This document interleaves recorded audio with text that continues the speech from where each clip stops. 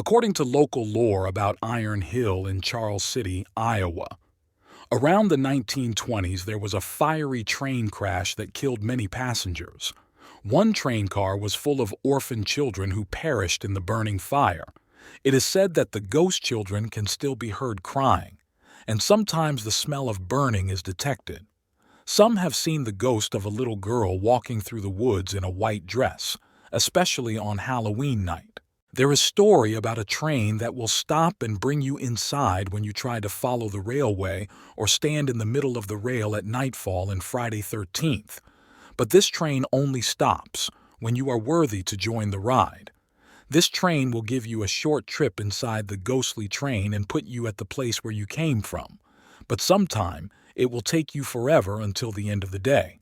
A good story will be more interesting with some secret recipe, lie. Like other urban legend and myth, I tried to think that it's just local stories to make children away from the railway, or someone who curious about anything creepy. Some people just tried to make story that using train are creepy and causing horror, especially at night. The newest story told that not only Friday 13th, but every day after 11 p.m. they say, you will get a ticket before they invite you to join the trip. More and more lying added and make the urban legend become a challenge for people in my town. Some people said, many of them not return after practice the challenge. My opinion about this urban legend still become my idealism to not believe it until last year a friend of mine disappeared when try to proof this story. That time, I still have a contact with him until time in my phone show 11 p.m. The last text he gave me before I lost contacts with him. Hey dude, I find a train ticket in my pocket. I see my name texted in this ticket. Ha ha ha ha. After that day, nothing found it in the location. When I tried to show them the last contact between me and my friend, police suspected me as a criminal who caused this problem. Nightmare starts to swarm around my mind day after day since my friend vanished from this world. Every time I hang out, people turned his face or staring me like a bad people. 10 months since I decided to locked in my house. 2 days until a year since my friend gone without any clue to be found. I start to bored and hate this condition that I planning to redeem my sin. I decide to search my friend in the same time when he disappears, Friday 13th. After pack everything that will useful like food and drink, I leave when the clock display 9 p.m. I start my expedition from nearby train station, track down until 2 hours later. I reach the location where my friend's last position that time. Along the way, I still not find any single clue about my friend. Tired and exhausted, I sit in the side of the railway to open my drinking water. Not far from my location, I saw a small sheet of paper on the ground. When I tried to take that paper vanished. At least, I still managed to realize those paper are train ticket in blue color with name of someone I know, Bella. She is Bob's girlfriend. Bob is the name of my friend of mine who disappeared last year. A moment later, I feel my pocket warming, an abnormal warm. When I try to search what happened, I find a ticket in red color, a train ticket with my name texted on it. Something not right about this thing, something like dark spell curse this ticket. The detail of the ticket makes me more feeling horror. Scared, I crumple the ticket and throw it to my back. 5 minutes passed after 11 p.m. When I decide to come home, a light came from the left side of my face. Something coming, a train with pure black color covering it wagon. The train stopped in front of me, right before the last wagon passed my face. The door open, mists come out from inside the train. A voice without master came out from inside the train. Do you have the ticket, sir? My body can't move. Breeze winds surround me. A silent pain crawls inside my soul. Only a single word that can speaks out from my mouth. No. A moment later, the voices continue to speak. So, you throw out your ticket? What a pity, but still, a wise choose of you, sir. After that, the door closed and the trains begin to moving forward. From this day, I learned two things about this real urban legend. First, there is three ticket types as I know to enjoy this ghostly train: yellow, blue, and red color. Second, always read the destination and trip duration. The reason I throw out that ticket because detail of the ticket texted one-way ticket, lifetime duration, and the destination is to the end of your life. Just my perception that my friend Bob is get the ticket without read the detail. He invited Bella, his girlfriend, to join the challenge. Both of them get the ticket, but Bella realized and run away after throw out his ticket behind her. The story about one-day trip is a lying, only one time in life that they serve to their passenger. Always watch the detail of the books you want to buy before you regret that moment you buy those things. The house I grew up in was next to busy railroad tracks. From my bedroom window I could watch the trains go by. Three types of trains traveled along these tracks and continue to do so to this day. There were long, lumbering freight trains pulling boxcars, flat cars, and tanks that I tried to count as they rumbled past. Then there were the fast-moving Capital Region Transit Authority commuter trains, also known as MATA or M as some call it, and the Amtrak passenger trains that zipped past on their way to and from Grand Central Station in the heart of the city. Now, when most people see trains, they just see big cars rolling on steel belts. But I saw trains as symbols of freedom and a way to get out of trouble. Whenever I saw a train, I imagined all the places it was going to and where it was leaving from. Naturally, my favorite toys as a child were Thomas the Tank Engine toys. I had all the characters: Thomas, Percy, Gordon, James, Toby, Daisy, all of them. When I was 10, my grandparents bought me a Lionel train for my birthday. For me, it was the best gift in the world. It consisted of a steam engine and 4 passenger cars. You could even put a small bottle of drops in the chimney, which allowed the engine to smoke. I spent hours watching the toy train run around the oval, imagining that it was real, and that I was driving the locomotive through forests, past fields, over mountains, and past small towns. Over time, I developed other interests, namely girls, but I still never lost interest in trains. As I got older, I applied for a job as a trainee engineer at MATA and got it. For me, it was a dream. After taking the required classroom courses and passing the exams, I soon found myself in the cockpit of the sleek diesel engines that pull commuter trains. The internship program was organized in such a way that you were offered to ride on different lines of the system for several months, along with an ordinary engineer. I would be on one line for a few weeks and then be assigned to another line to get familiar with the different routes. M has 8 routes, all numbered. The main line is Line 1, and all branches are Line 2, Line 3, and so on. I started working on Line 7 for the first few weeks before being moved to Line 8. Now Line 8, or the Cloverton Line as it is sometimes called, is one of the longest lines in the system, second only to Line 2, also known as the Millersport Line. The first time I rode the 8 line, I was accompanied by an experienced engineer named Hank. Hank had been with the company from the beginning, when the old railroads decided to abandon their unprofitable commuter service and transferred all their locomotives and rolling stock to MATA. We had an owl service which starts at 7 p.m. and ends at 5 a.m. We met the first passengers at Grand Central Station and were soon on our way to Cloverton. As we walked along the tracks, Hank turned to me and said, "There's something you should know if you're going to work on this railroad, especially if they decide to put you here on Line 8 once they make you official." Engineer. I looked at him and said, "Oh, what is that?" Hank stopped to blow the crossing signal and then said, "This line is haunted." I replied, "Ghosts? How is this line populated?" Hank looked at me and said, "Supposedly it all started with a curse. Back in the late 1800s, when one of the old railroad companies was building a line, the company ran the line over the edge of an old farm owned by a man named Ezra Gray without his permission.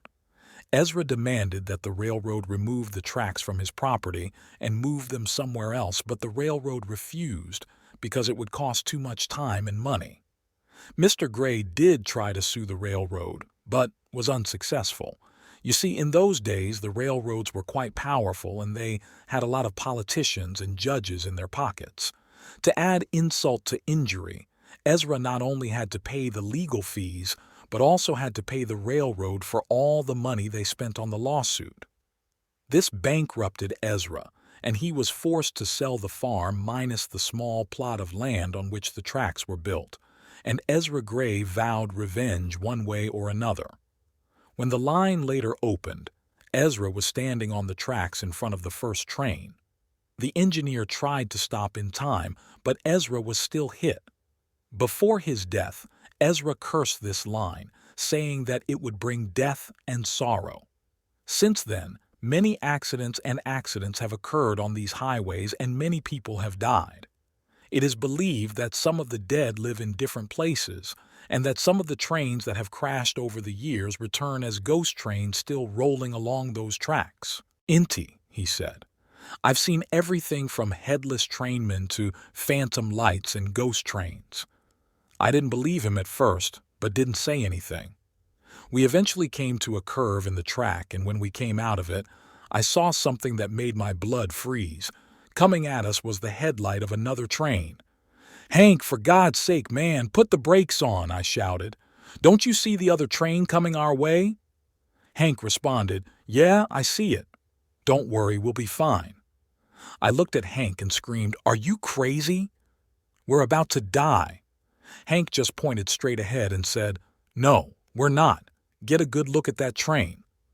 I did, and saw that not only did the oncoming engine have the shape of one of the older type diesels, like you see in photos, movies, and TV shows from the 50s and 60s, but it seemed to be a transparent shadow with a headlight and illuminated cab windows. "What the—" I started to say, but then that shadow train hit us. Well, not hit us exactly, more like pass through us. Our whole cab was surrounded by shadows and streaks of light as what looked to be a passenger train passed through, and I swear I saw the pale, wispy figures of people sitting in the seats. Soon it was gone, and the cab of our engine returned to normal. "What the hell was that?" I exclaimed. Hank turned to me and said, "That was one of the ghost trains I was talking about." "Well, what's the story with that ghost train?" I asked. Hank sighed and said, "Well, it all happened shortly after MATA was established and took over the commuter rail lines. An evening inbound train had just crested the long grade we're on right now when it lost control and ran away, all downhill before crashing and pilling up on the curve at the bottom. Everyone on board was killed, and the cause of the wreck was blamed on the aging equipment MATA was using back then. Heck, with only a few exceptions, most of the engines MATA got from the old railroads were 25 to 30 years old, and about 30% of the coaches used were even older. Not long afterward, the ghost of that train started making appearances along this stretch of track, becoming one of several ghost trains that haunt these rails." I looked at him, then out the front window of the engine. "What about the people back in the cars? Do you think they just saw what we saw?" I asked. Hank just shrugged and said, "Probably, but I'm sure most of them are used to it, so I wouldn't worry too much. Our conductor is probably taking care of things right now." We continued on to Cloverton and arrived on time. We made runs back and forth all night, and several times I saw some of the scary things that Hank told me about. I was relieved when we finally tied up in the yard, leaving the coaches on one of the side tracks, and put the engine in the roundhouse. The next few nights, however, were hell. Every night run, I had at least a few creepy encounters along Line 8, all of them with Hank, who would just shrug them off as if they were nothing. But I guess that after nearly 40 years, none of the ghosts bothered him anymore. After a few days, I was put on the day runs, which was a relief to me, and didn't have to worry about seeing ghost trains or headless trainmen again. I eventually became a regular engineer and was put on the mainline run. I'm pretty content, but if the big wigs for the M ever decide to put me on the Line 8 night owl service, I'll quit. The train that I take every day to the Zeleny Bor station always has 10 cars, but he was 11th. I fell into it by accident through my own stupidity. At the Yaroslavl station, I jumped on the wrong train. Ours goes through Bolshevo to Ivanteivka or Friazino, but this one went to Friazevo. The difference seems insignificant, right? Just one letter at the end. But everyone who travels around Yaroslavka knows that there are no similarities between them. One is a village, the other is a city, and are located on different branches. So there are different trains going to these stations. Being late at work, I was late for the station at 7:15. I had to run, pushing aside people coming out of the metro, nudging other people's backs and sides with my elbow. I flew past the light board and didn't notice that the schedule had been changed.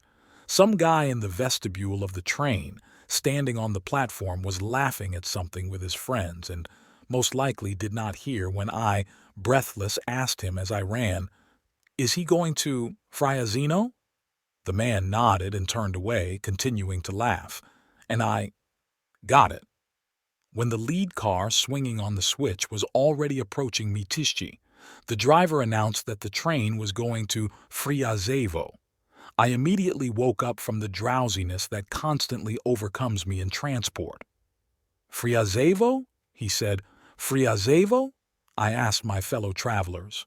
"Well, yes," responded an intelligent lady in a tracksuit with an entire arsenal of gardening tools in her armful. She jerked her shoulder and glanced disapprovingly at me. I jumped up on the spot and began to wade, muttering apologies through her arsenal. A rake, a shovel, buckets. Timid, intelligent curses rained down on me.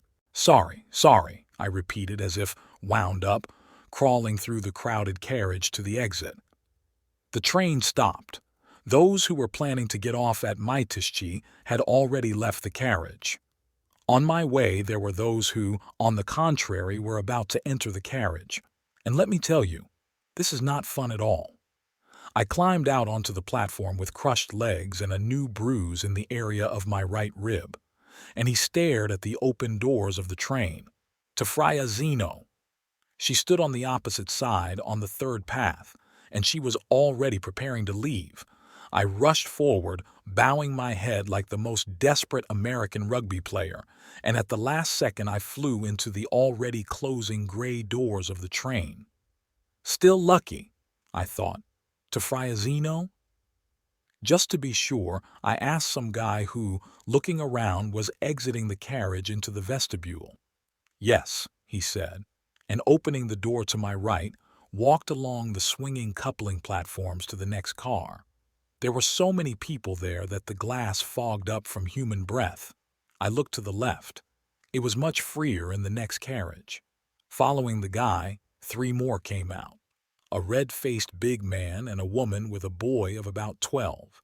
Why would these people leave the free space and go pushing into a crowded carriage? Noticing this oddity, I didn't think much about it at the time. Is it enough? Maybe they are moving to the last car before their stop? So that later, after getting off the train, you can shorten the path to the exit from the platform. I often do this myself when I'm in a hurry. I went to the carriage where there were fewer passengers. There were so few of them there that no one was even standing. This is rare in the evening. And in the middle of the carriage there was a free place to sit. Rejoicing at my luck, I sat down near the window next to 2 women deep in conversation, and a sleeping man in a camouflage hunting jacket.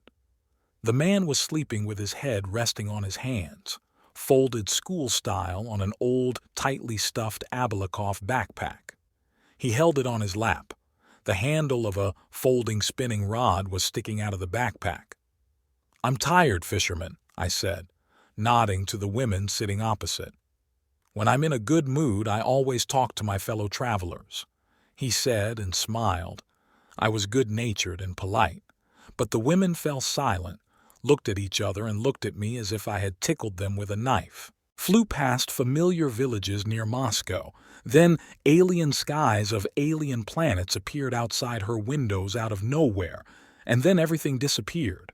The space snaked and jumped in stripes, like a picture on my grandfather's old TV. And all this was accompanied by deafening white noise. It was like someone was switching channels.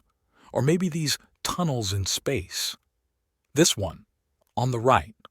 I heard someone's voice, and I really didn't like this phrase. I jerked and woke up. Pitch darkness reigned in the train carriage. But a moment later, the lamps under the ceiling of the car flickered and lit up, as if nothing had happened. The first thing that caught my eye was the pale face of a guy 2 rows across from me.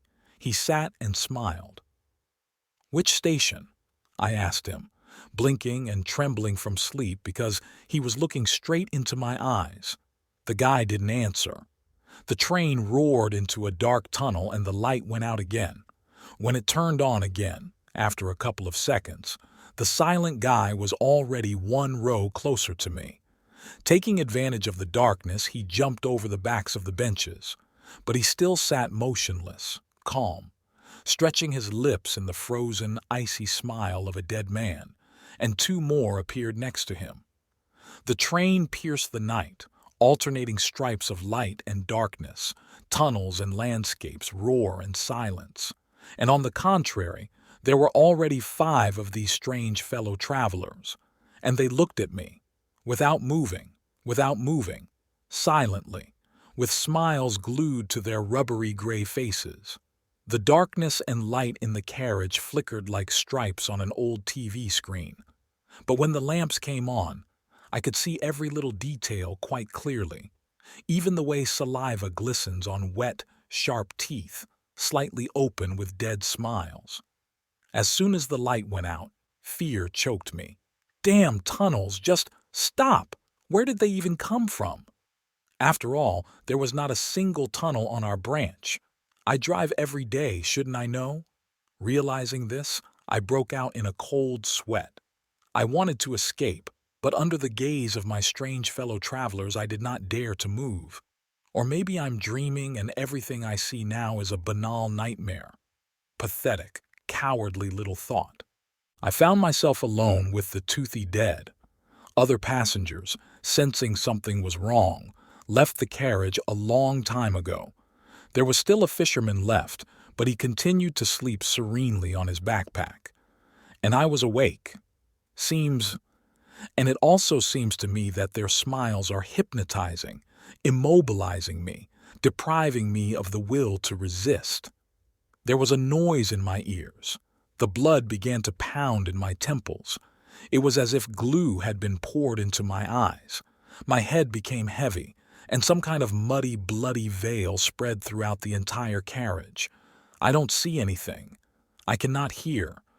Heart is beating, and train wheels, and darkness. With a last effort of will, I raised my head and suddenly noticed that the doors of the carriage were open. Someone was standing there on the threshold, waving. "Hey guy, come here."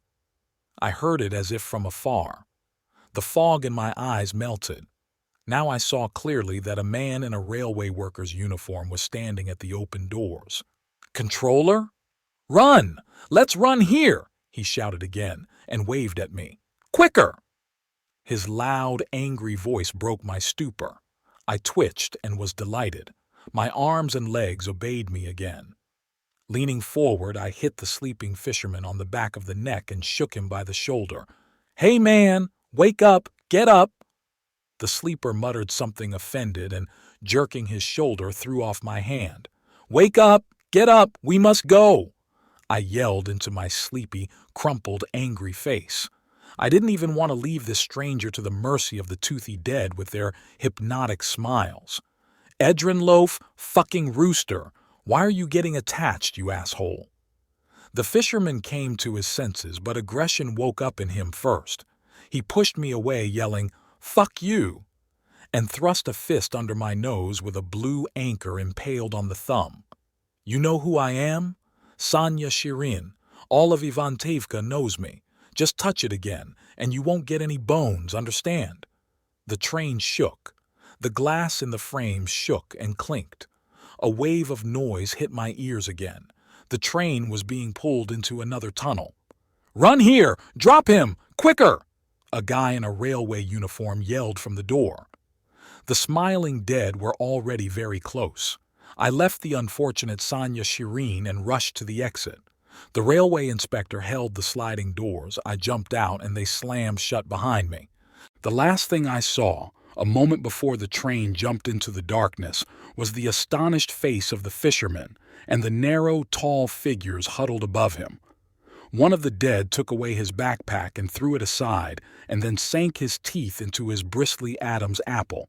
Another grabbed the shoulder. The third grabbed the still raised fist with the tattoo.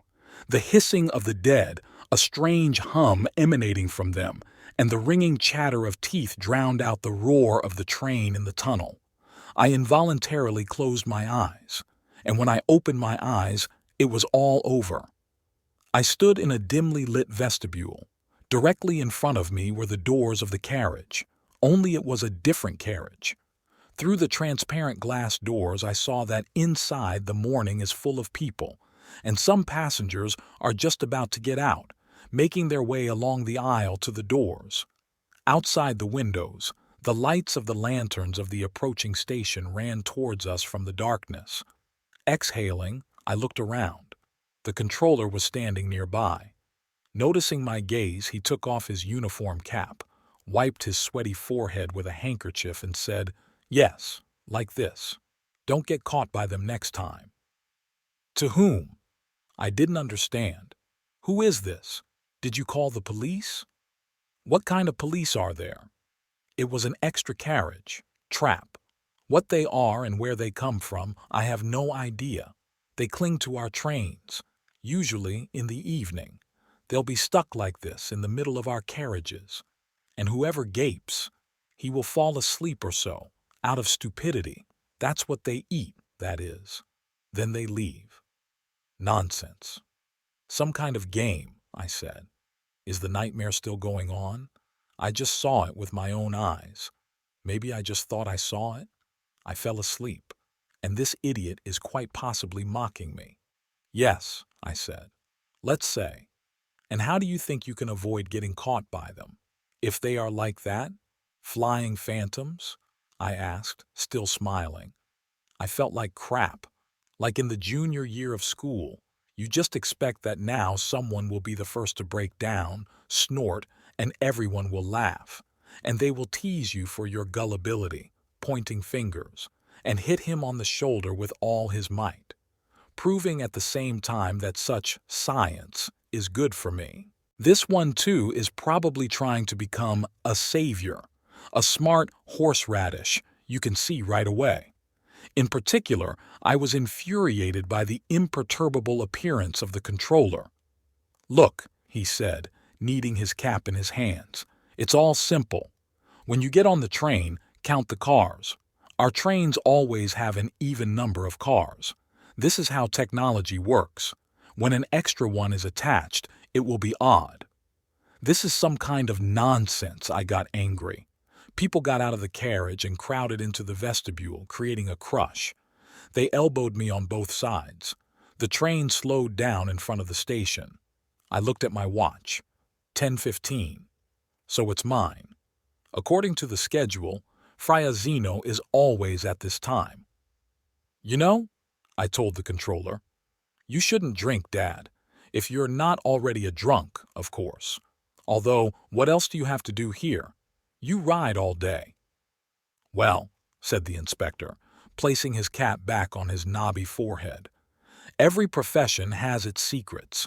I've been working on hardware for a long time, and I can say for sure there are extra trap cars." The train jerked and stood up. The doors opened. I saw the lights of the station ahead, an alley of lanterns on the platform. I heard the smell of shish kebab from the station grill bar, and flashing electric letters, Zeno above the small station building. And he laughed. "Finally, I'm home. End of adventure." Stepped onto the platform. The people in the vestibule continued to stand. For some reason, no one came out after me. And there are trap stations. And extra passengers, said the controller, twisting his face in sympathy that was incomprehensible to me. The doors of the train slammed shut, and the train, humming and picking up speed, sped off into the night.